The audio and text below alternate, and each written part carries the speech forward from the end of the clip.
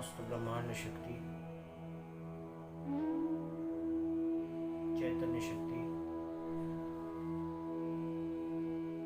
दृश्य अदृश्य शक्ति, माता पितृ चरणों के कमलों में, गुरुदेव के कमलों में, माँ सरस्वती जी, श्री गणेश, विश्व के सब साधु संतजन, साधु पुरुष तथा समस्त विप्र, समस्त सत्संग प्रेमियों के चरणों में आज का पितृपक्ष का सत्संग का 9वां पुष्प अर्पण कर आज की कथा को शुरुआत करते हैं। कल मैंने आपके कर्ण को कैसे श्राद्ध पक्ष में निर्माण हुआ इसकी कथा सुनाई, संक्षिप्त में सुनाई। मैंने गीता के कुछ भाग, कुछ हंस गीता, परमहंस गीता, उद्धव गीता, अष्टावक्र गीता, ये सब गीताओं के नाम उस दिन आपको बताया। उसमें से एक पिंगला गीता, इसमें से कुछ युधिष्ठिर जी और भीष्म पितामह जी, इनके आपस में संवाद। कोई कहेगा कि पिंगला गीता कहाँ से आई। किसी को अगर प्रश्न पूछना है तो व्हाट्सएप पर, यूट्यूब पर मेरा नंबर है ही, उस समय मैं उस प्रश्न का उत्तर दूंगा कि पिंगला गीता कहाँ से निर्माण हुई और कैसे हुई। किसी को अगर पूछना है तो, वरना धर्म क्या है, धर्म क्या बताता है। युधिष्ठिर जी, पिंगला गीता में सबसे पहला श्लोक है। युधिष्ठिर, भीष्म पितामह और युधिष्ठिर, इन दोनों के बीच में यह संवाद आया है। युधिष्ठिर कहते हैं कि धर्माः पितामहेनोक्ता राजधर्माश्रिताः शुभाः धर्ममा श्रमिणां श्रेष्ठम वक्तुर्महसि पार्थिव। राजा युधिष्ठिर ने कहा कि हे पितामह, आपने राज धर्म संबंधों में श्रेष्ठ धर्म का उपदेश किया है। हे पृथ्वीनाथ, अब आप आश्रमियों के उत्तम धर्म का वर्णन कीजिए। दृष्टांत इसलिए ले रहा हूं, पिंगला गीता इसलिए ले रहा हूं कि मनुष्य जैसे जैसे संसार के पदार्थों को सारहीन समझता है, वैसे वैसे ही उसका वैराग्य होता है। और पिंगला गीता ये वैराग्यमय गीता है। मनुष्य संसार में रहे, आज पितृपक्ष में वैराग्यमय जीवन, जिसको किसी प्रकार का कोई लांछन नहीं होता, न ज्ञान का अभिमान, न देह का अभिमान, न संसार का अभिमान, न पुत्र का अभिमान, न पत्नी का अभिमान, न पुत्री का अभिमान। इतना ही नहीं, खुद का भी अभिमान जिसको नहीं है।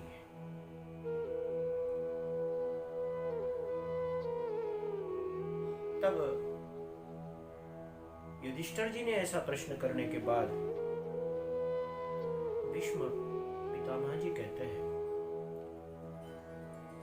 और पिंगला गीता का ये दूसरा श्लोक पितामह कौन?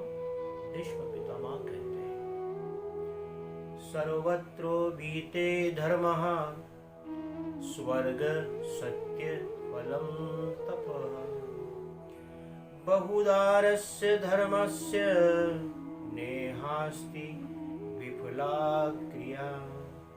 भीष्म जी बोले हैं कि युधिष्ठिर, वेदों में सर्वत्र आश्रमों के लिए स्वर्ग साधक यथार्थ फल की प्राप्ति करने वाली तपस्या का उल्लेख है कि धर्म के बहुत से द्वार हैं। संसार में ऐसी कोई क्रिया नहीं कि जिसका कोई फल ना हो। आज पितृपक्ष में हम जो भी श्राद्ध करते हैं पितरों के प्रति, तो कोई ऐसा ना समझे कि कौवे को ग्रास देने के बाद में वो पिता आ गए, पितृ आ गए। ये तो पितृ देवताओं को जब भगवान राम जी ने जैन कौवे का रूप लेकर आया था, तो उसी समय एक आंख कौवे की प्रभु रामचंद्र जी ने धर्म का तीर चलाया था। कौन सा? धर्म का। और कौवे की आंख को फोड़ डाला। तुम कहोगे कि धर्म का तीर कैसे? और कौवे की आंख फोड़ना, जिस नजर से, जिस आंख से कौवे ने सीता जी पर कुदृष्टि डाली थी, ख्याल में रखना। आज संसार में बहुत से लोग हैं, एक ही घर में बहुत से पुत्र हैं, एक ही घर में, एक ही कुटुंब में कई प्रकार के स्वभाव भांति भांति के लोग हैं, वरना डाली एक है, पेड़ एक है। लेकिन ख्याल में रखना, वृक्ष का फल तो भी डाली को, इस डाली को जो फल लगा वो भी उसी का रस वैसा निकलेगा, दूसरे डाली को दूसरा फल निकलेगा, वो भी एक सरी का निकलेगा। परंतु ये एक मनुष्य रूपी ही वृक्ष है, वंशज जो है, इसी के सभी के स्वभाव एक जैसे होंगे, इसकी कोई गारंटी नहीं। वो गारंटी किस लिए नहीं? इसका कोई प्रमाण नहीं है। क्यों नहीं है? कहने का अर्थ वो खुद की नीतिमत्ता और खुद के स्वभाव के ऊपर है मेरे बात। हमारा स्वभाव, हमारा खान पान, विषय, रहना सहन, बोल चाल, व्यवहार, इसके ऊपर से हमारा सारा व्यवहार पता चलता है। वैसा हम व्यवहार करते हैं। जैसे एक अधिक निद्रा अवस्था में जो रहते हैं, ये रजोगुणी रहते हैं, और रजोगुणी व्यक्ति के पास में तमोगुण रहता ही है मेरे पास। फिर ऐसे कुटुंब के अंदर ऐसे तमोगुण भी हो तो समझ लेना चाहिए कि ये रजोगुणी आदमी है, तमोगुणी आदमी, इसके पास में तम तो आना ही है। सत्वगुण की परीक्षा उसको है ही नहीं मेरे पास। ऐसे व्यक्ति, तमोगुणी व्यक्ति, कभी भी अपने मुंह में ऐसो बक दिया करते। कभी कभी कुटुंब में ऐसा होता है, नहीं तो सत्संग में ऐसे सब लोग बैठे हैं, पर सभी के स्वभाव एक सरीके नहीं है। आप कहोगे कि पिंगला गीता का भाग लिया, हंस गीता का भाग लिया, परम हंस गीता, सब गीता का उपदेश एक ही है, सिर्फ मार्ग जुदा जुदा है, लेकिन पहुंचने का है एक ही ठिकाना पर है, एक ही जगह पर जाना है। लेकिन किसी को कौन से रास्ते से लेके जाना, किसी को कौन से रास्ते से लेके जाना, किसको कौन से रास्ते से, लेकिन पहुंचना है एक ही जगह पर। इसलिए ये सब पिंगला गीता हो, हंस गीता हो, परम हंस गीता हो, इस सभी गीता, उद्धव गीता हो, अष्टावक्र जी गीता हो। अष्टावक्र जी की गीता में आता है,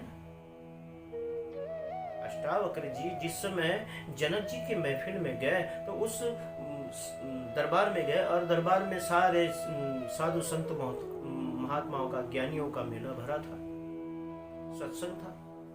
और उस सत्संग में अष्टावक्र जी पहुंचने के बाद में सारे के सारे अष्टावक्र जी की कृतियां, क्योंकि अष्टावक्र जी का कोई भी अंग सीधा नहीं था, टेढ़ा टाढ़ा था,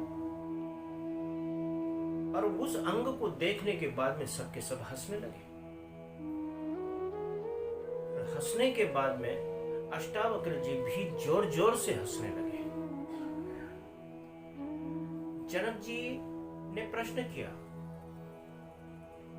और इतने में ही अष्टावक्र जी ने, सबने हंसना रोक दिया। उस समय अष्टावक्र जी ने जनक जी से प्रश्न किया कि जनक जी, आपने किन की दरबार बनाया, किन का दरबार बनाया?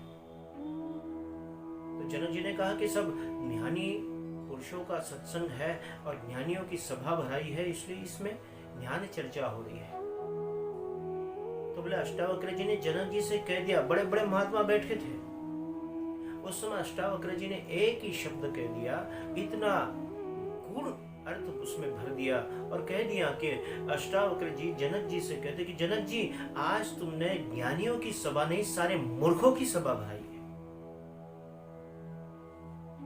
सब पंडित उठ गए, बड़े बड़े ज्ञानी उठ गए, नोट कर खड़े हो गए और कहने लगे कि बोले अष्टावक्र जी, आपके मुंह से ये शब्द निकले, क्यों निकले?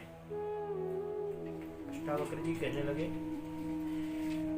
कि आपके प्रश्न का उत्तर मैं पूछना चाहता हूं कि आप मैं सभा में आने के बाद में हंसे क्यों?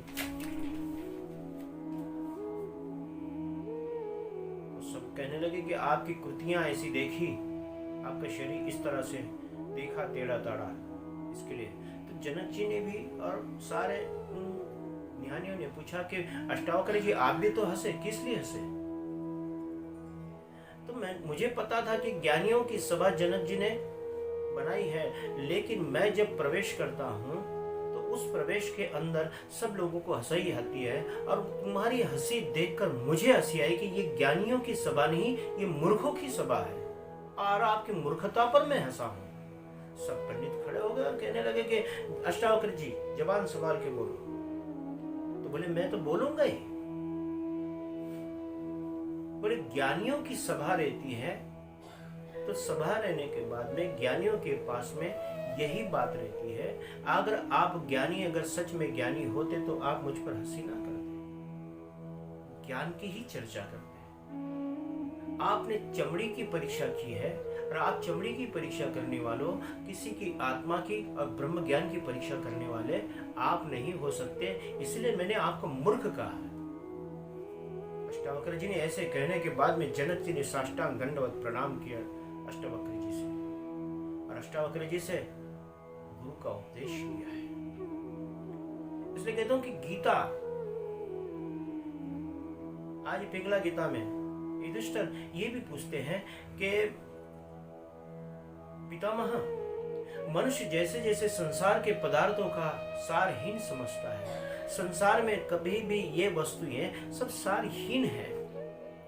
ये पुत्र मेरा, ये बेटा मेरा, ये बेटी मेरी, ये पत्नी मेरी, ये माता मेरा, ये बांधव मेरे, ये सब कुछ मेरे हैं। ख्याल में रखना, समय आने के बाद में कोई तुम्हारा नहीं, जो था वो परमात्मा है, बस, दूसरा कोई नहीं। ये सारहीन है, भीष्म पितामह ने कहा। और दूसरी बात, जो संसार में ग्रसित होता है उसमें सारे दोष भाव परिपूर्ण हो जाते हैं।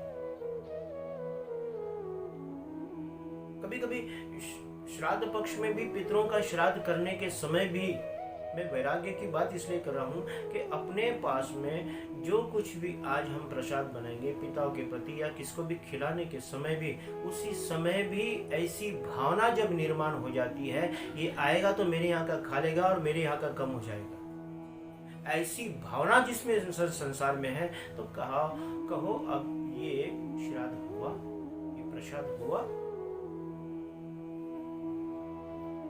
कल मैंने कहा ना कि पंगत में परोसने के लिए भी लोग जब आते हैं और खिलाने के समय भी ऐसी भावना जिनकी होती है, खाने को मिलता है तो खा ले, ये कोई शब्द हुई? आपने बुलाया इसलिए खाने के लिए आया ना। अपना कर्तव्य है श्रद्धा से खिलाए, बस। और जो सारहीन होता है वो केवल मात्र मैं आज इसको नहीं खिला रहा, इसके भीतर जो परमात्मा बैठा है मैं उसको खिला रहा है। और ऐसी दृष्टि से अगर आप किसी को खिलाते हो तो समझ लेना पितरों की शांति होना संभव है। वरना ऐसी भावना रखे तो फिर आप कितने भी मेवा मिठाई डालकर बनाओ मेरे बाप, तो आपके पितरों की सेवा आपके हाथ से हुई नहीं और आपका पितृ श्राद्ध होता ही नहीं।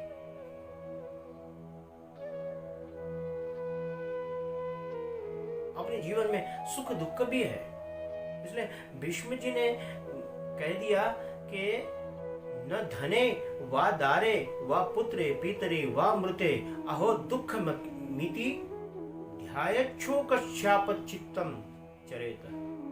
विष्णु जी ने कहा कि जब धन नष्ट हो जाए अथवा स्त्री पुत्र या पिता की मृत्यु हो जाए तब ओहो संसार कितना दुखमय है, यह सोचकर मनुष्य शोक को दूर करने के लिए शम दम आदि साधनों का अनुष्ठान करता है और वही सच्चा वैराग्य बनता है। और ऐसे के हाथ से किया हुआ कर्म कभी भी ईश्वर को प्राप्त होता है, जिसके अंदर किसी प्रकार का शोक नहीं,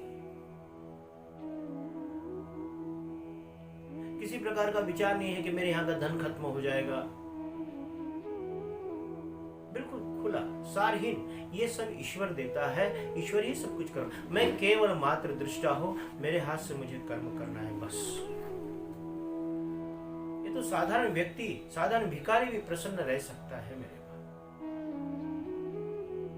पैर से अपाई जी एक भिखारी सदा प्रसन्न और खुश रहता था। किसी ने पूछा, अरे भाई तुम तो भिखारी हो, लंगड़े भी हो, तुम्हारे पास कुछ भी नहीं है, फिर भी तुम इतने खुश क्यों रहते हो, क्या बात है?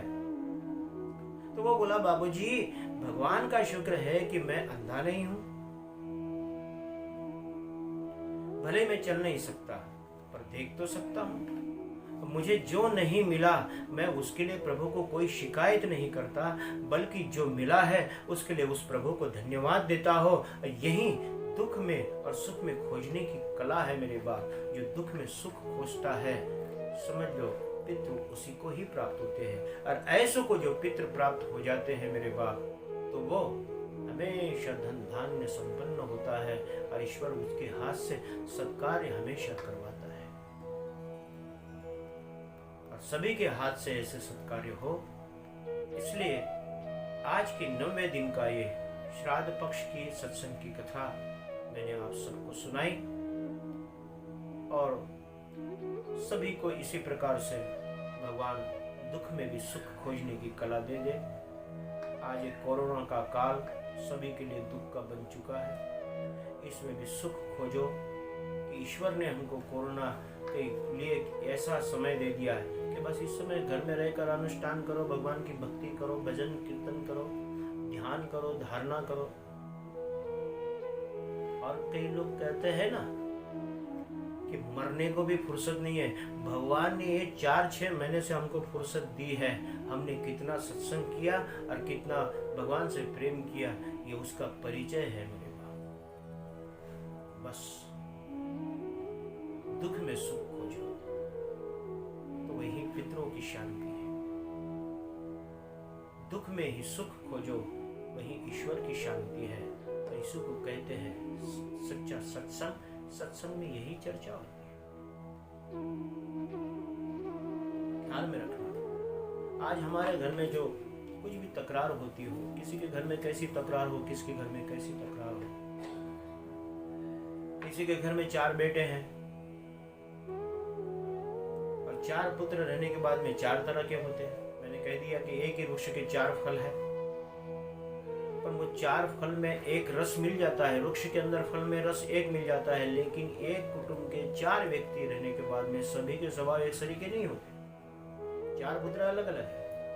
एक लेनदार पुत्र जो पिछले जन्म का लेनदार था वो पुत्र होकर आ गया, अब उसे पढ़ाओ लिखाओ ब्याह करो, उसका लेन देन पूरा होगा और वो चल बसेगा।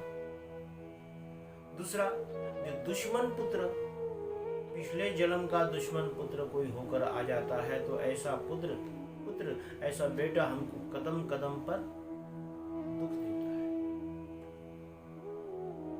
तीसरा पुत्र है उदासीन पुत्र। ऐसा पुत्र ना माँ बाप को सुख देता है ना दुख देता है, बस कहने को पुत्र होता है।